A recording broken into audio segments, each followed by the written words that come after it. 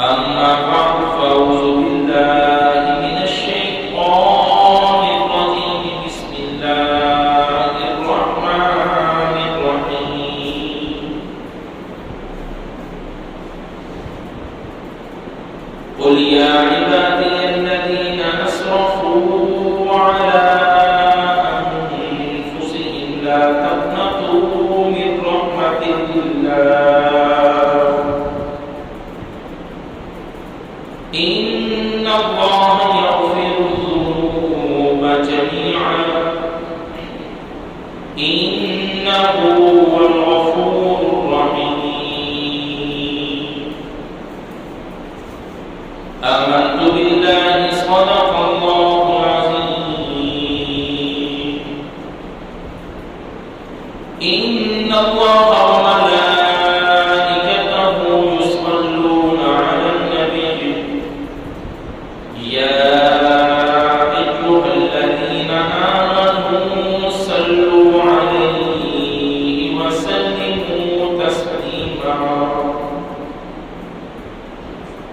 اللهم صل على سيدنا مولانا محمد وبارك وسلم الصلاة والسلام عليك يا سيدي يا رسول الله وعلى آلك وأصحابك يا خاتم النبيين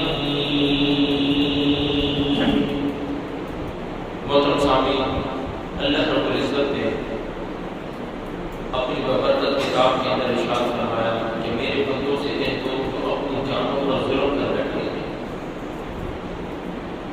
کیا ارشاد فرمایا؟ لا تقنطوا من رحمت اللہ، کہ اللہ کی رحمت سے نا امید نہ ہو۔ ان اللہ یغفر الذنوب جميعا، کہ تمہارے جتنے بھی گناہ ہیں تو ان سے ڈراؤ نہ، تم میرے در پر آؤ تو دیکھو، میں تمہارے سارے کے سارے گناہ معاف کر دوں گا۔ انہ هو الغفور الرحیم، میرے بندوں سے کہہ دو کہ میں غفور بھی ہوں اور رحیم بھی ہوں، میں بخشنے والا بھی ہوں اور معاف کرنے والا بھی ہوں۔ اے ایمان والو، محمد کریم صلی اللہ علیہ وآلہ وسلم یعنی مسجد نبوی کے اندر جلوہ گر ہے کہ ایک بوڑھا شخص آیا، جیسے ہی وہ مسجد کے اندر داخل ہوا، آقا کریم صلی اللہ علیہ وسلم اپنی جگہ سے کھڑے ہوئے، وہ آگے بڑھ گئے۔ اب وہ اتنا ضعیف تھا، اتنا بوڑھا تھا، اتنا کمزور تھا کہ وہ کبھی گرتا کبھی سنبھلتا، بڑی مشکل سے وہ آگے چلتا۔ آنکھیں اس کی جھک چکی تھی، بلکہ پلکوں کے اندر اب اتنی اوپر اتنی طاقت نہ رہی۔ وہ آنکھیں کے اوپر وہ پلکیں اٹھا اٹھا کر وہ لوگوں کو دیکھ کر راستہ بنا کر وہ آگے چلتا۔ محمد کریم نے اپنی جگہ چھوڑی، آگے بڑھے اور اس کا ہاتھ تھام کر میرے مصطفیٰ نے سہارا دے کر جہاں خود بیٹھے تھے آپ نے اسی جگہ کے قریب اسے بٹھایا اور اس کے قریب خود بیٹھ گئے، اور آپ نے ارشاد فرمایا کیسے اپنا ہوا؟ عرض کرنے لگا یا رسول اللہ صلی اللہ علیہ وآلہ وسلم، میری 95 سال عمر ہے، اب جسم کمزور ہو گیا ہے، اب نظر جواب دے گئی ہے، اب ہڈیوں کے اندر طاقت نہیں رہی، یا رسول اللہ اب یادداشت جو ہے اس کے اندر قوت اور طاقت نہیں رہی، یا رسول اللہ صلی اللہ علیہ وآلہ وسلم اب پچھلے زمانے کی طرف میں نظر کروں کہ 95 سال جو میں نے اس دنیا کے اندر دن گزارے ہیں، یہ سال گزارے ہیں، سارے کے سارے گناہوں میں گزارے ہیں، یا رسول اللہ صلی اللہ علیہ وآلہ وسلم اب تو ہر والے بھی دعا کرتے ہیں کہ گناہ تو اسے کب اٹھائے گا، یہ تو ہمارے لیے وبال جان پر چکا ہے، اب تو میری اولاد بھی میرے بڑھنے کی دعا کر رہی ہے، اے محمد کریم اب میں گھر والوں کے لیے نکارہ ہو چکا ہوں، اب تو میں جہاد بھی نہیں کر سکتا، میں تو دین اسلام کے لیے بھی نکارہ ہو چکا ہوں، اب تو میں عبادت بھی نہیں کر سکتا، میں تو عبادت کے لیے بھی فضول ہو چکا ہوں، میں تو چل مشکل سے سکتا ہوں، نہ تو روزے رکھنے کے قابل، نہ تو عبادت کرنے کے قابل، نہ تو ذکر و اذکار کرنے کے قابل، اب گھر والے بھی میرے لیے بننے کی دعا کریں۔ یا رسول اللہ یہ نکارہ شخص آپ کی بارگاہ میں آئے گے، کیا اللہ کو ایسے نکاروں کی بھی ضرورت ہے؟ سارے مجھے حقارت کی نگاہ سے دیکھتے ہیں، لیکن میرا رب کیا مجھ سے اس حال میں قبول کرے گا؟ اگر میں توبہ کروں میری توبہ قابل قبول ہوگی؟ روایات کے اندر ہے کہ محمد کریم کی آنکھوں سے آنسو بہنے لگے، آپ کی ریش مبارک آنسوؤں سے تر ہو گئی۔ آپ نے کیا ارشاد فرمایا؟ اے اللہ کے بندے تو اللہ کے سامنے توبہ کر تو صحیح، اللہ تیرے سارے گناہوں کو نیکیوں میں تبدیل کر دے۔ ارے تو دنیا والوں کے لیے نکارہ ہو چکا ہے، لیکن رب کی بارگاہ میں تو نکارہ۔ ارے میرے رب کو کیا سجدوں کی ضرورت ہے؟ ارے کیا میرے رب کو تیرے جہاد کی ضرورت ہے؟ کیا میرے رب کو تیرے صدقات و خیرات کی ضرورت ہے؟ وہ تو ان چیزوں سے پاک ہے۔ ارے یہ تو بخشش کا بہانہ ہے، میرے رب کو صرف اخلاص کی ضرورت ہے اور محبت کی ضرورت ہے، بس تو اخلاص اور محبت کے ساتھ اپنے رب کو پکار تو صحیح، تو اس کو یاد کر تو صحیح، تو اپنی جبین اس کے سامنے جھکا تو صحیح۔ میرا رب کہتا ہے ان اللہ یغفر الذنوب جميعا، تیرے سارے گناہ ہیں، چاہے 45 چاہے 50 یا چاہے 95، یہ جتنے سال کے گناہ ہیں رب معاف کر کے اتنے سال کی نیکیاں عطا کر دے گا۔ میرا رب تو بڑا غفور رحیم ہے۔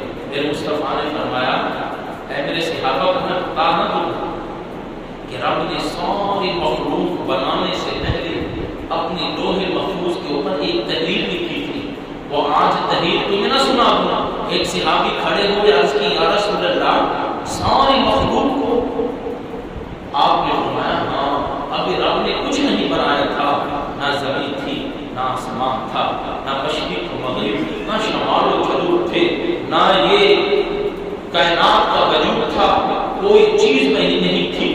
میرے رب نے ایک تحریر لوح محفوظ کے اوپر لکھی، پتہ ہے وہ تحریر کیا تھی؟ میرے مصطفیٰ کریم صلی اللہ علیہ وآلہ وسلم نے فرمایا ان رحمتی سبقت علی غضبی۔ اے میرے صحابہ، رب نے یہ لکھا کہ اے میں رب ہو کر یہ لکھ رہا ہوں کہ اے میرے لوگوں، اے میرے بندوں یہ سن لو، میں رب خود لکھ رہا ہوں کہ میری جو رحمت ہے یہ میرے غضب کے اوپر غالب آ چکی ہے۔ اللہ رب العزت نے محمد کریم صلی اللہ علیہ وسلم نے ارشاد فرمایا رحمت کے 100 حصے بنائے۔ کتنے حصے؟ 100 حصہ رحمت کا بنایا۔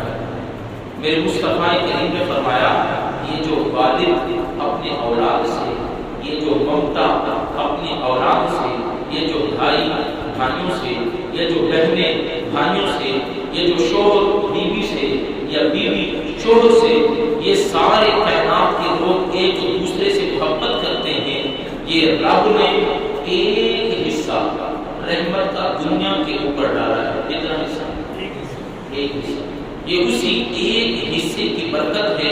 ایک اولاد اپنی والدین سے محبت کرتی ہے، والدین اپنی اولاد سے محبت کرتے ہیں، بھائی بہنوں سے، بہنیں بھائیوں سے، یا کائنات کی کوئی چیز ایک دوسرے کا احساس کرتی ہے۔ رب نے ان 100 حصوں میں سے ایک حصہ صرف کائنات کے اوپر ڈالا۔ یہ اسی ایک حصے کی برکت ہے کہ یہ لوگ آپس میں احساس کرتے ہیں، ایک دوسرے کے ساتھ محبت کرتے ہیں۔ ایک صحابی کھڑے ہوئے عرض کی، یا رسول اللہ یہ صرف ایک حصہ ہے کہ ہم جانوروں کا بھی احساس کرتے ہیں، حتیٰ کہ جانور بھی ایک دوسرے کا احساس کرتے ہیں۔ کبھی آپ نے مشاہدہ کیا ہوگا کہ چڑیا بچے کسی اور کے ہیں، دانا کوئی اور کھلا رہا، یہ احساس ہے نا۔ جانوروں بھی اللہ نے احساس ڈالا، یہ صرف ایک رحمت کا ایک حصے کا صدقہ ہے۔ صحابی نے عرض کی، یا رسول اللہ اللہ نے حصے ہیں وہ کب ظاہر فرمائے گا؟ تو میرے مصطفیٰ کریم صلی اللہ علیہ وآلہ وسلم نے ارشاد فرمایا، اے میرے صحابیوں، وہ باقی 99 حصے کل حشر کے دن، کل قیامت کے دن اللہ اپنے بندوں کے اوپر ڈالے گا۔ اے ایمان والو، یہ تو ایک حصہ ہے اور اتنی محبت ہے۔ ارے قیامت اور حشر سے ڈریے نہیں، ارے مصطفیٰ کریم کی زلف عنبری کا صدقہ جب 99 حصے جب اپنی مخلوق کے اوپر میرا رب ڈالے گا تو اس وقت رحمت کی کتنی برسات ہوگی۔ علماء فرماتے ہیں کہ دنیا کے اندر اگر انسان 2 کام کر لیا، کتنے کام؟ 2 کام، تو اس کی زندگی دنیا کے اندر اس کی زندگی جنت بن جائے گا، خوشبوؤں سے مہک جائے گا۔ جب ان سے پوچھا گیا کہ وہ 2 کام کون سے ہیں، انہوں نے کہا پہلا کام ہے اللہ کی رحمت سے کبھی نا امید نہیں ہونا، اللہ کی رحمت سے کبھی نا امید نہیں ہونا، اور دوسرا کام کبھی صبر کا دامن ہاتھ سے نہیں چھوڑنا۔ یہ 2 کام ایسے ہیں کہ جس نے ان 2 کاموں کو اپنایا ہے رب نے اس کے اوپر بڑا فضل کیا۔ یہ پہلا کام اللہ کی رحمت سے کبھی نا امید، اس کی رحمت کا ہی آسرا، اور دوسرا جتنی انسان کے اوپر آزمائش آئے، جتنی انسان کے اوپر تکلیف آئے، جتنی انسان مصیبت میں مبتلا ہو جائے، صبر کا دامن ہاتھ سے نہ چھوڑے، رب اس کے اوپر بڑی مہربانی فرما دے گا۔ آقا کریم صلی اللہ علیہ وسلم نے ارشاد فرمایا کہ کل حشر کے دن کچھ ایسے لوگ ہوں گے کہ رب ان کو اپنے قریب کرے گا۔ ذرا توجہ کیجیے گا، جب وہ قریب ہو جائے گا رب اپنے فضل کی چادر، رب کس کی چادر؟ اپنے فضل کی چادر ان لوگوں کے اوپر ڈال دے گا۔ اب ایک ایک کر کے ان کو اپنے قریب کرے گا۔ اب فضل کی چادر ان کے اوپر ڈال کر رب ان سے کیا کہے گا کہ تم نے فلاں گناہ کیا ہے۔ اب ساری مخلوق ہے، سارے انبیاء ہیں، سارے اولیاء ہیں، سارے ارواح و اقطاب کھڑے ہیں، ساری امتیں اکٹھی ہیں، جمع ہیں، لیکن ایک انسان کو رب نے اپنے قریب کیا اور اس کو تنہا سے رب پوچھ رہا ہے تم نے فلاں گناہ کیا ہے۔ اب وہ ڈر ڈر کر کہے گا کہ اللہ میں نے کیا ہے۔ اب دوبارہ پوچھے گا تم نے فلاں بھی کیا، عرض کرے گا کہ مولا میں نے کیا۔ اب تنہائی میں پوچھا جا رہا ہے۔ اب تیسری مرتبہ رب کہے گا تم نے فلاں بھی گناہ کیا۔ اب وہ خوف میں مبتلا ہے، خوف کی وجہ سے کہے گا یہ چیز کام کرتا کہ یا اللہ میں نے فلاں بھی کیا۔ میرا رب کہے گا کہ اے میرے بندے، یہ جو گناہ میں تم سے پوچھ رہا ہوں کہ تم نے فلاں بھی کیا، فلاں بھی کیا، یہ گناہ اس وجہ سے پوچھ رہا ہوں کہ جتنے تیرے گناہ ہیں آج اتنی تجھے نیکیاں عطا کروں گا۔ اب وہ خوش ہو جائے گا، وہ کہے گا مولا ہیں تو میرے گناہ لیکن اس وجہ سے مجھے نیکیاں ملیں گی، یہ میری بات سمجھ میں نہیں آئی۔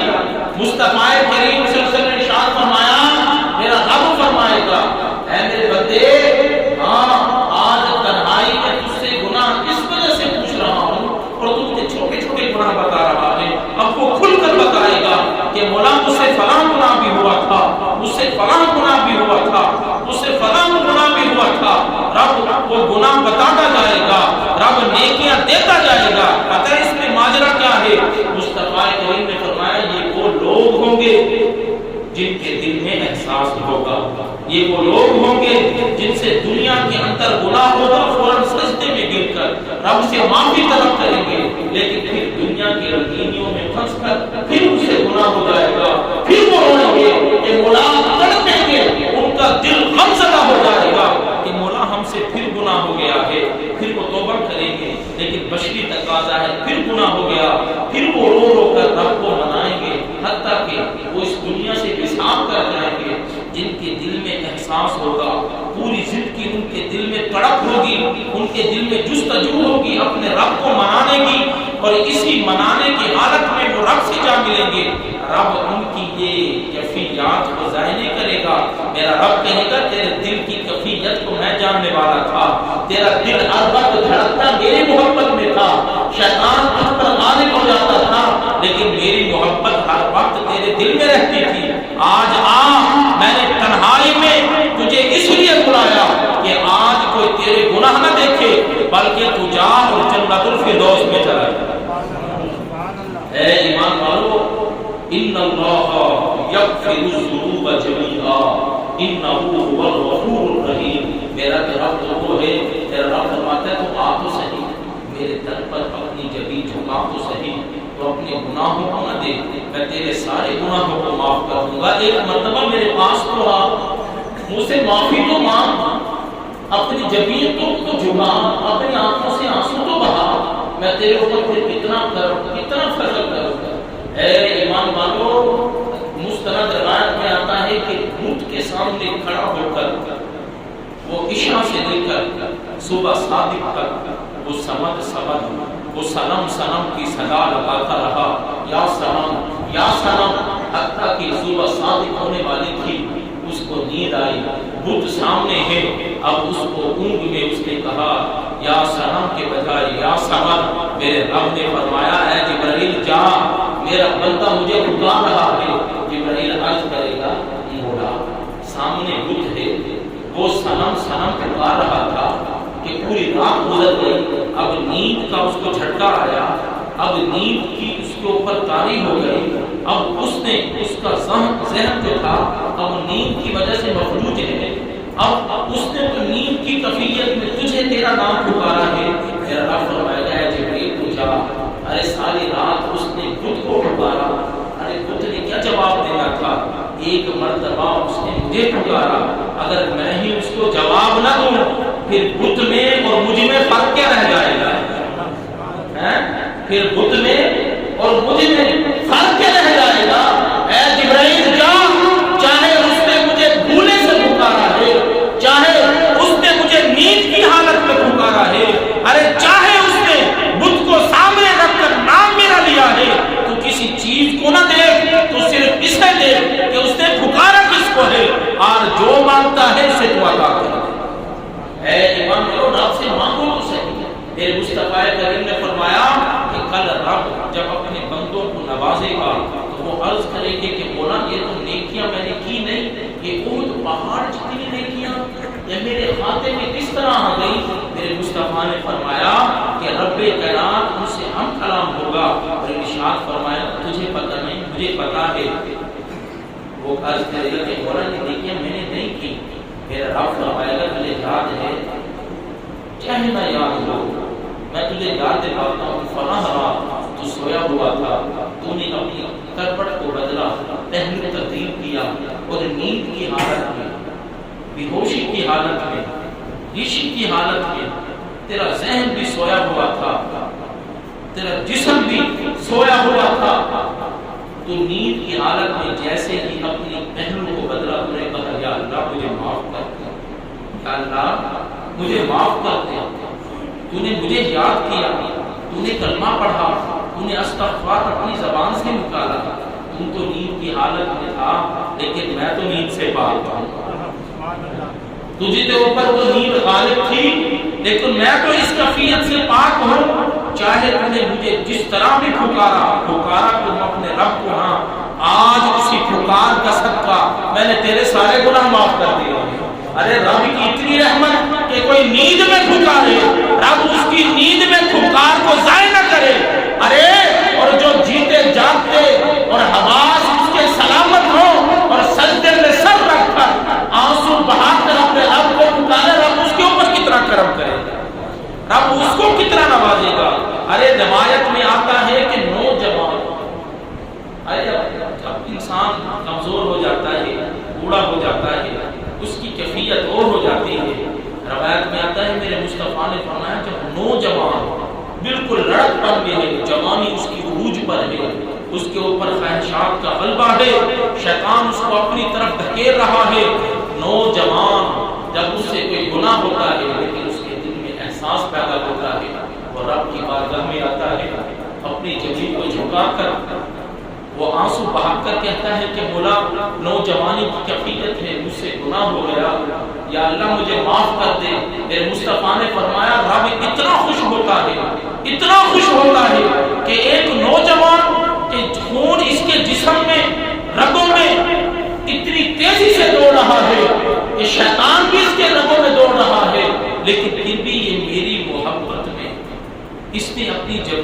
جھکایا ہے، رب اتنا خوش ہوتا ہے، میرا رب آسمانوں پر اعلان کر دیتا ہے، اے فرشتوں سن لو، ایک نوجوان نے مجھ سے توبہ کی ہے، مجھ سے یاری لگا لی ہے، اے فرشتوں جاؤ اس نوجوان کا جو گھر ہے اس کے بائیں طرف، اس کے دائیں طرف، اس کی مشرق، اس کی مغرب، جتنے بھی قبرستان ہیں، قبرستان والوں پر جتنا بھی عذاب قبر ہو رہا ہے 40 دن سے اس سے عذاب کو ہٹا دیا جائے، 40 دن سے عذاب کو ہٹا دیا جائے۔ نوجوان توبہ کرے، رب اتنا خوش ہو کہ اس کے گفٹ میں رب دائیں بائیں مشرق و مغرب کے قبرستانوں سے عذاب کو ہٹا دے، اور جب وہ توبہ پکی کر لے رب اس کے اوپر کتنا راضی ہو جائے گا۔ اے ایمان والو، یہ تھا رحمت کا بیان، اب ہے صبر کا بیان۔ علماء نے کیا فرمایا؟ دو باتیں علماء نے کیا فرمایا؟ تو ایک رحمت اور دوسری ہے صبر۔ کبھی رحمت کا دامن نہیں چھوڑنا چاہیے، نا امیدی، مایوسی، جتنی مشکلات ہیں، جتنی بھی تکلیفیں آئیں، مایوس نہیں ہونا، اللہ کی رحمت سے نا امید نہیں ہونا، ڈٹ کر کھڑے رہو، چاہے جتنی طوفان چلے، جتنی آندھیاں چلے۔ حضرت ابراہیم علیہ السلام کو جب آگ میں ڈالا گیا نا، اب آگ اتنی بھڑک گئی، اب کوئی اٹھا کر ڈالنے والا نہ ہوتا، اتنی جو آگ بھڑکی ہوئی ہے، جو بھی ان کو اٹھا کر جاتا تھا وہ بھی جلتا تھا۔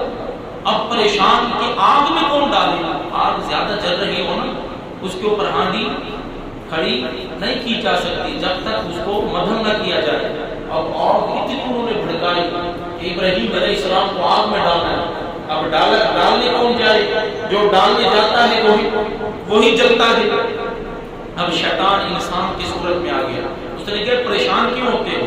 یہ پہلی دفعہ جو غلیل تیار ہوئی تھی نا، پہلی مرتبہ، یہ کسی اور نے نہیں، اسی شیطان کے مشورے سے تیار ہوئی تھی، یہ شیطان کا مشورہ تھا۔ تو انہوں نے کہا پریشان کیوں ہوتے ہو؟ انسان کی شکل میں آیا اور آ کر کہنے لگا منجنیق تیار کرو، یعنی غلیل تیار کرو، اس کو گٹے لگا دو اور اس کی سیٹ بناؤ، اور اس ابراہیم کو علیہ السلام اس میں بٹھاؤ اور اس کو کھینچ کر ایسے دور سے پھینک دو کہ خود بخود ہی پہنچ جائیں گے، وہاں کو ڈالنے کے لیے نہ جائے۔ اب وہ غلیل بنائی گئی بہت بڑی، اور ابراہیم علیہ السلام کو بیچ میں بٹھایا گیا اور ان کو کھینچ کر ایسے چھوڑا۔ اب ابراہیم علیہ السلام ہوا میں جا رہے ہیں اور آگ میں گرتے۔ میرے رب نے قرآن میں اس کا بیان فرمایا ہے۔ ارے اس بیان کو سنانے سے پہلے ایک بات میں آپ کو کہنا چاہتا ہوں، صبر۔ پہلے رحمت تھی، اب صبر ہے۔ میرے ابراہیم کا صبر تو دیکھیں، اب جا رہے ہیں، حضرت جبرائیل امین آئے، حضرت جبرائیل امین آئے اور ہوا میں جا رہے ہیں کہ چند ہی لمحوں میں آگ میں گرنے والے ہیں۔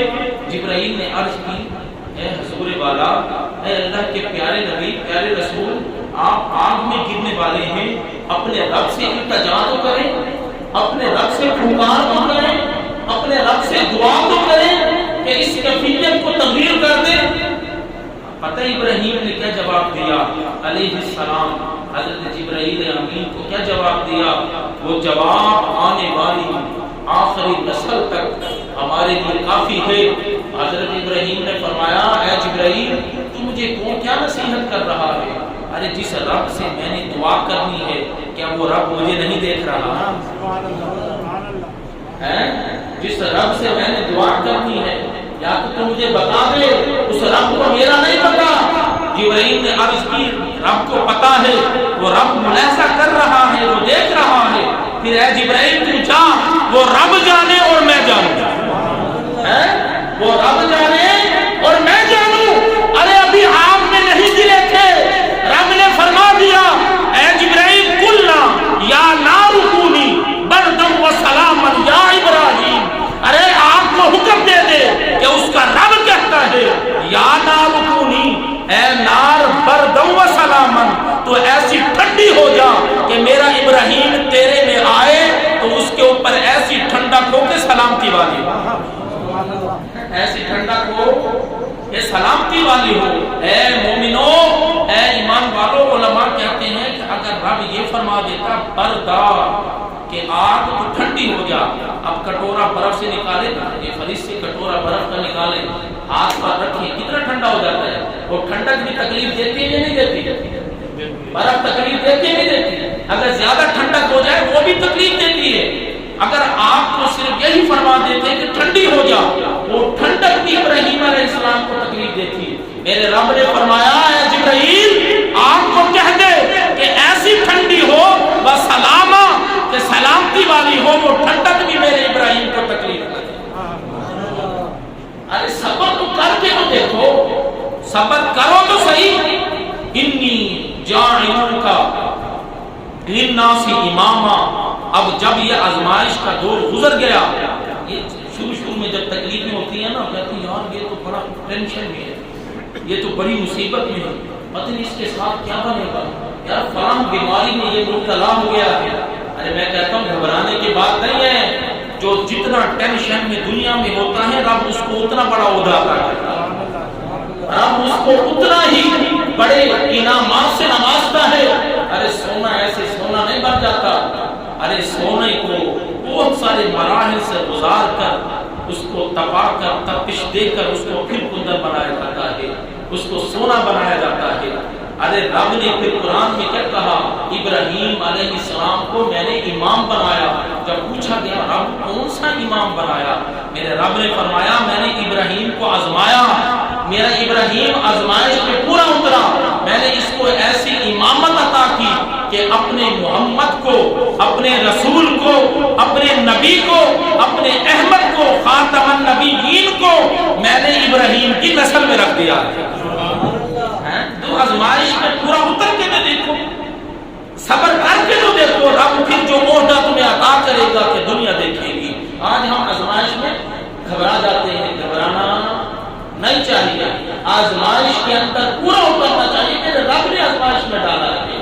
حضرت یوسف علیہ السلام کی تاریخ تو پڑھی, چھوٹے سے بچے ہیں کہ بھائی لے کر گئے, کنویں میں ڈال دیا, کنویں سے چوروں نے نکالا, مصر میں لے گئے, مصر کے بازار میں گولیاں لگ گئی, وہاں مصر کے بازار میں بک گئے, وہاں وہ زلیخا خرید کر چلی گئی. عزیز مصر, زلیخا نے الزام لگا دیا. اب وہاں الزام سے جب ان کو جیل جانا پڑا, عزیز مصر نے جیل کر دی. جیل کے اندر عرصہ گزرا 40 سال.